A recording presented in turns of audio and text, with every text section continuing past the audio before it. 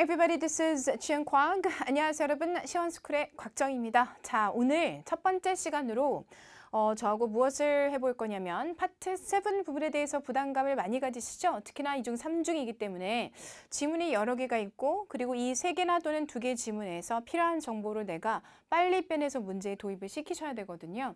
근데 이거에 대한 부담감이 워낙 크다 보니 아예 포기를 하시는 분들도 꽤 많이 있습니다. 자, 그래서 전략 부분에 대해 어떻게 접근하면 좋을지를 안내해 드리고자 이러한 자리를 마련하게 되었습니다. 파트 7, 그렇게 부담이 되어지는 영역은 아니다. 자, 왜 그런가? 이메일 연계 지문들을 통해서 먼저 한번 살펴보도록 할게요. 자, 보죠.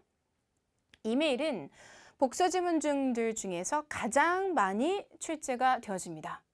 왜 그러냐면 이메일하고 광고와 묶일 수도 있고 이메일과 이메일 또는 아티클과 이메일 이런 식으로 이메일은 여기저기 다 붙을 수가 있거든요.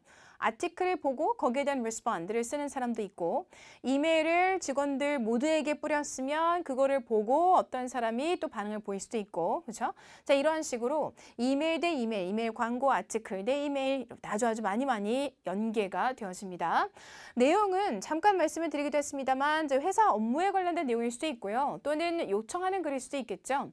뭐 예를 들어 제품에 관련된 내용이 나오게 되고 광고글 그리고 그 제품을 실질적으로 써본 사람의 크리틱이 이메일로 전송이 되어질 수도 있는 거고요.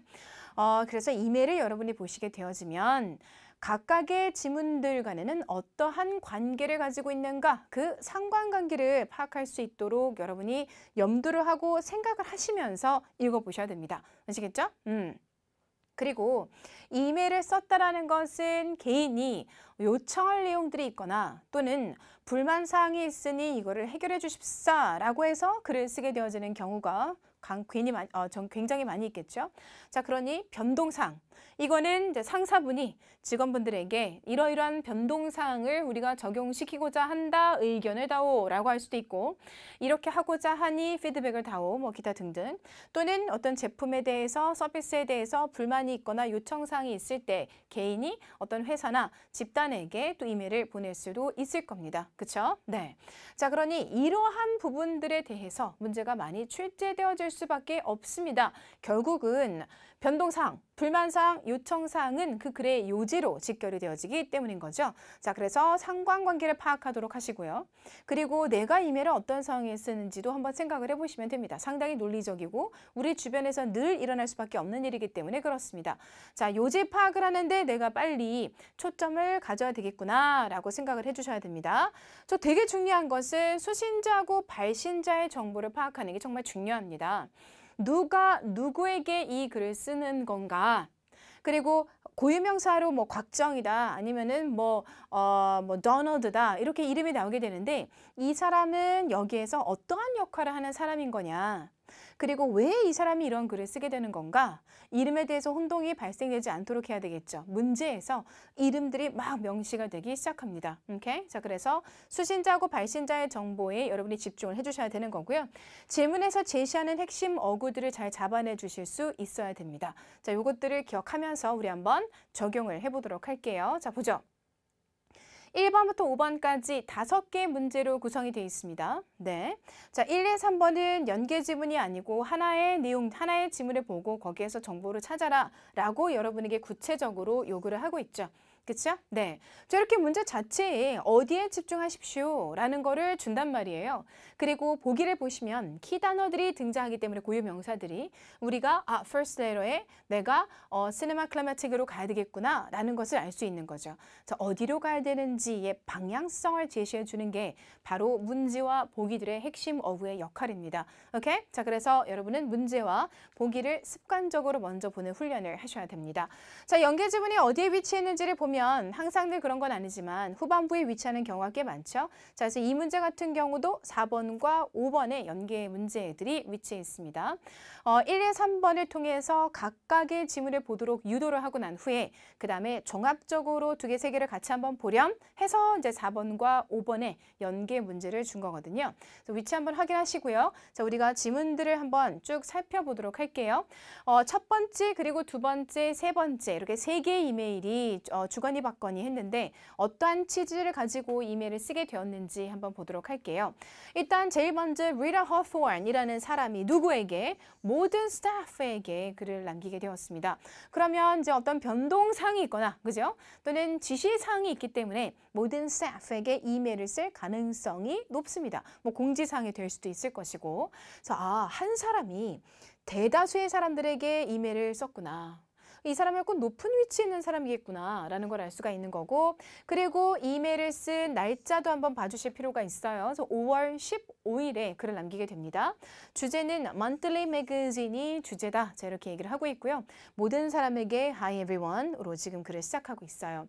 당신도 알다시피로 시작하고 있습니다. 상당히 중요한 키프레이즈죠. 왜 그러냐면 너도 알겠지만 우리 이렇잖아. 그러고 시작을 해요. 그러면 변동사항이 있을 거라는 얘기를 암시해주고 있는 거죠. 그죠? 자, 그래서 우리 잡지는 지금까지 이러이러한 내용들을 다뤘지. 자, 그런데 as part of the redesign of our magazine format 이라고 얘기합니다. redesign 역시 as you know 했다가 변동사항이 있다라는 거를 말해주고 있다는 사실을 알 수가 있는 거죠.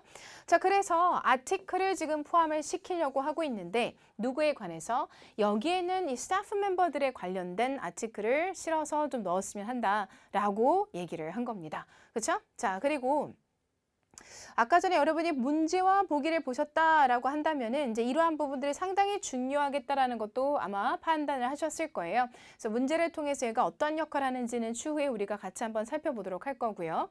자, 두 번째 이메일입니다. 자, 두 번째 이메일 같은 경우는 아까 상사님이 직원들에게 글을 썼다라고 한다면 이번에는 스티브 스칼리라는 한 사람이 우리 리타 호스원에게 이메일을 쓰고 있어요. 자, 리타 호스원은 나 이제 스태프 멤버들에 대한 새로운 내용을 아티클을 잡지에 싣고 싶어 라고 했어요. 그 내용을 본 우리 스티브 스칼리가 리타 호스원에게 이메일을 보내게 된 거죠. 자, 그런데 이메일을 쓰게 된 시점은 6월 25일입니다. 오케이? 네. 자, 6월 25일에 사진과 함께 글을 이제 보내게 된 거죠. Alright? 그러면서 이거를 빨리 드리지 못해서 이번 달에 죄송합니다. 자, 그리고 나는 여기에 멤버로서 사람들에게 저도 항상 참여를 하는 필름 세미나에 대해서 공유하고 싶어 이제 글을 쓰게 되었습니다. 이런 얘기를 한단 말이에요. 그래서 이 사람이 본인이 이제 스태프로서 본인의 이야기를 싣고 싶어 사진과 함께 리타 호스원에게 보낸 거구나라는 거를 파악할 수 있는 거죠. 자, 그다음 마지막 이메일은요. 다시 스티브 스칼리에게 아티클과 사진을 보낸 스티브 스칼리에게 리타 호스원이 답장을 보내게 됩니다. 오케이? 자, 그러면 이 사람은 언제 썼는가 보니까 6월 25일이란 말이에요. 아까 전에 스티브 스칼리는 6월 25일에 썼고요. 그리고 이거를 보고 바로 그 다음 날인 6월 26일에 리타 호스원이 스티브 스칼리에게 이제 글을 또 보내게 됩니다. 근데 사진을 봤나 봐요. 근데 사진을 보고 나 그 사람 아는데 라는 내용도 우리에게 말을 해주고 있습니다. 오케이? 자, 그러면 4번과 5번 문제를 한번 뜯어보도록 하죠. When will a photograph of Mr. Scully most likely appear in the magazine? 이라고 했습니다. 근데 아까 전에 우리가 두 번째 이메일 내용에서 사진 첨부했던 사실과 그리고 Mr. Scully가 Hawthorne에게 이메일을 보냈다라는 걸 알고 있는데 아티클에 관련된 내용과 사진을 같이 보냈었죠. 그러면 이제 문제, a photograph, 그리고 Mr. Scully를 통해서 나 어디로 가야 되겠는걸? 판단할 수가 있어요. 어디? 두 번째 이메일인 거죠. 그렇죠?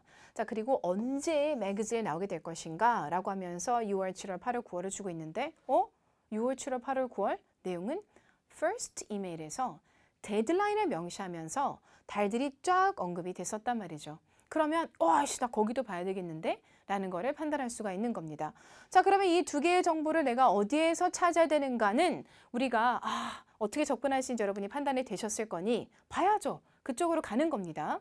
자, 얘는 이제 첫 번째 지문이었던 거고 얘는 두 번째 지문인 건데요. 두 번째 지문에 보시면 스티브 스칼리가 이번 달에 조금 더 일찍 드리지 못해 죄송하다라고 하면서 6월 25일에 이메일을 보내게 됩니다. 오케이? 자, 그러면은 6월 25일이야? 7월 달에 나오려면 6월 21일까지는 냈어야 됐는데 근데 이 사람이 지금 제출한 시점은 6월 25일인 거니까 이때는 안 되겠네 라는 걸 알 수가 있어요. 그럼 언제지? 여기 딱 보니까 지금 7월 23일, 뭐 좀 이르긴 하지만 8월 달에 나올 수밖에 없겠구나. 왜냐면 7월 달에 발행이 될 마감일을 준수하지 못한 거기 때문에 그런 거겠죠. 그쵸? 자, 그래서 얘 아웃 정답은 August라는 걸 알 수 있기 때문에 우리는 C를 선택할 수 있게 되는 겁니다. 그죠? 그 다음 거 볼게요.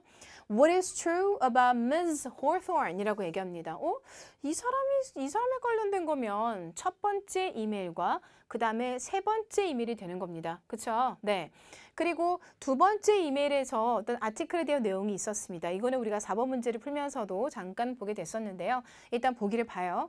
She is a member of Bellevue Amateur Dramatic Society. Bellevue Amateur Dramatic Society. 아까 전에 우리가 두 번째 지문에서 봤었단 말이에요. 근데 그거는 누구에 관한 내용이었냐면 Miss Hawthorne이 아니라 Skelly 본인에 대한 이야기였단 말이죠. She will help Mr. Skelly with some preparations라고 합니다. Mr. Skelly 같은 경우는 뭐 도움을 요청을 했던 적은 없었던 것 같고 본인의 내용을 두 번째 이메일에서 정리해서 이 내용이 매거진에 이제 실리기를 기대하며 이제 글을 썼었단 말이죠. She plans to attend an event at Clark University라고 합니다. 계획하고 있대요. 우리 Clark University 봤습니다. 어디에서? Mr. Skelly가 쓴 내용에서 봤었던 거죠. 자, 그런데 Miss Hawthorne이 여기에 Clark University attend 할 것인가는 우리가 다시 한번 확인해 봐야 되겠지만 어쨌든 요게 키 단어라는 걸 우리가 알 수 있어요. 그죠? She is an acquaintance of Kenneth Logue라고 얘기합니다. 지인이라는 거죠. 누구의? Kenneth Logue. 이 사람의. 자, 우리 핵심 단어 봤으니까요. 어디를 봐야 될까요? 세 번째 지문. 그리고 두 번째 지문을 통해서 우리가 판단할 수 있죠. 왜냐하면 보기를 보니까 계속 두 번째 이메일 내용에서 언급됐던 핵심 단어들이 많이 등장했단 말이에요. 그리고 여기서는 Miss Hawthorne에 대해서 묻고 있으니까 두 번째 이메일에 대한 반응인 Miss Hawthorne에 대한 내용, 세 번째 이메일을 통해서 내가 정보를 찾아야 되겠구나라는 것을 판단할 수가 있습니다. 자, 그래서 이제 두 번째와 세 번째에 집중을 하게 되는 거죠. 두 번째는 이런 내용이 있어요. 제가 첨부했어요. 제 아티클과 그리고 사진을 누구와 함께하는 작년에 세미나에서 함께 해줬던 핵심 스피커와 함께 찍은 그 사람이 누구냐면 케네스 로그인데 라고 얘기했어요. 그런데 이거에 대해서 세 번째 이메일에서 이렇게 얘기를 합니다. 나 오래된 친구야. 너랑 사진 찍었던 그 사람. 이렇게 얘기를 합니다. 자, 그러면 오래된 친구야를 통해서 지인, acquaintance라는 것을 우리는 판단할 수가 있습니다. 자, 그럼 정답 뭐가 되는 거죠? 정답은 지구나라는 거를 알 수 있습니다. 오케이? 네. 자, 이런 식으로 연계 지문 같은 경우는 부담감을 크게 가지지 않으셔야 돼요. 내가 문제와 보기를 통해서 거기에 제시되어지는 핵심 단어를 통해 어디에 집중해야 되는지를 감을 잡을 수가 있는 거구나. 그걸 잘 기억하시면서 두 개 지문, 세 개 지문의 연계 지문을 접근해 주시면 되겠습니다. Okay? Alright. You did a good job. I will see you next time. Bye guys.